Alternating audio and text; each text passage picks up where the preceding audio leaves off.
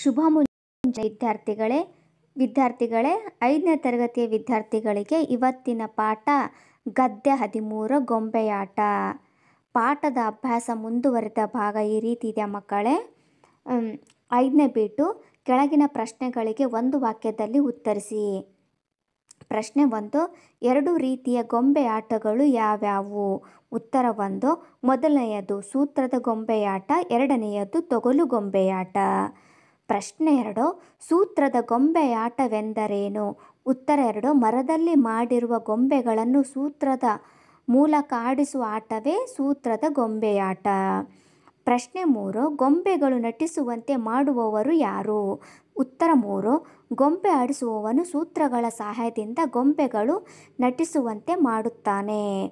ಪ್ರಶ್ನೆ 4, ಸಾರಿ ಮಕ್ಕಳೇ, ನಾನು ನಿಮಗೆ ಕನ್ಫ್ಯೂಸ್ ಆಗ್ತದೆ ಅಂತೇಳಿ ಪ್ರಶ್ನೆನ 4 ಹಾಕಿದ್ದೀನಿ, 5 ತಳಗಡೆ ಬಂದಿದೆ. ಪ್ರಶ್ನೆ 4, ಗೊಂಬೆಗಳು ಯಾವ ಸನ್ನಿವೇಶಕ್ಕೆ ಅನುಗುಣವಾಗಿ ನರ್ತಿಸುತ್ತವೆ? ಉತ್ತರ 4, ಹಾಡು ಮತ್ತು ಕಥೆಯ ಸನ್ನಿವೇಶಕ್ಕೆ ಅನುಗುಣವಾಗಿ ಗೊಂಬೆಗಳು ನಟಿಸುತ್ತವೆ.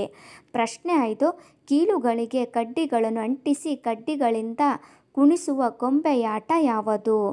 ಉತ್ತರ 5, ತೊಗಲು ಗೊಂಬೆಯಾಟ. 6ನೇ ಬಿಟ್ ಮಕ್ಕಳೇ, ಕೆಳಗಿನ ಪ್ರಶ್ನೆಗಳಿಗೆ 2-3 ವಾಕ್ಯಗಳಲ್ಲಿ ಉತ್ತರಿಸಿ.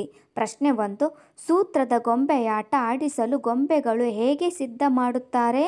ಉತ್ತರ 1, ರಾಮಾಯಣ ಮಹಾಭಾರತದಲ್ಲಿ ಬರುವ ವಿಧ ಪಾತ್ರಗಳಿಗೆ ತಕ್ಕಂತೆ ಗೊಂಬೆಗಳನ್ನು ಕೆತ್ತಿ ಅವುಗಳಿಗೆ ಬಣ್ಣ ಹಾಕಿ ಬಣ್ಣದ ಉಡುಪುಗಳನ್ನು ತೊಡಿಸುತ್ತಾರೆ.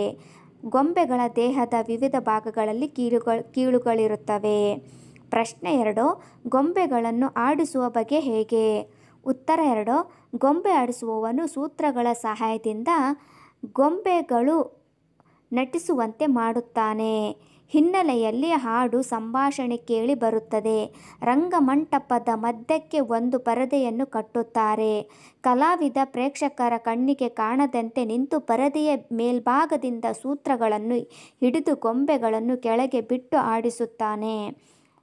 ಪ್ರಶ್ನೆ 3, ತೊಗಲು ಗೊಂಬೆಗಳನ್ನು ಹೇಗೆ ಸಿದ್ಧಪಡಿಸುತ್ತಾರೆ?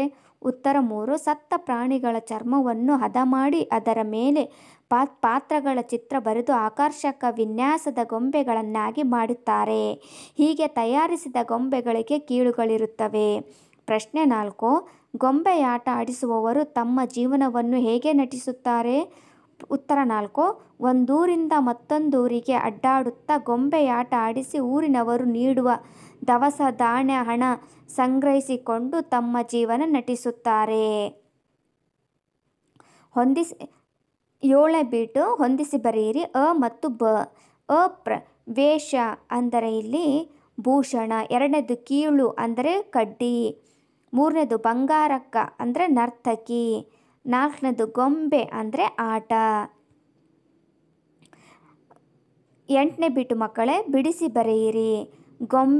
ಗೊಂಬೆಯಾಟ, ಇದು ಬಿಡಿಸಿ ಬರೆದಾಗ ಗೊಂಬೆ ಪ್ಲಸ್ ಆಟ. ಎರಡನೇದು ಪರದೆಯನ್ನು, ಪರದೆ ಪ್ಲಸ್ ಅನ್ನು. ಮೂರನೇದು ಚರ್ಮವನ್ನು, ಚರ್ಮ ಪ್ಲಸ್ ಅನ್ನು. 4ನೇದು ನಮ್ಮೆಲ್ಲರ, ನಮ್ಮ ಪ್ಲಸ್ ಎಲ್ಲರ.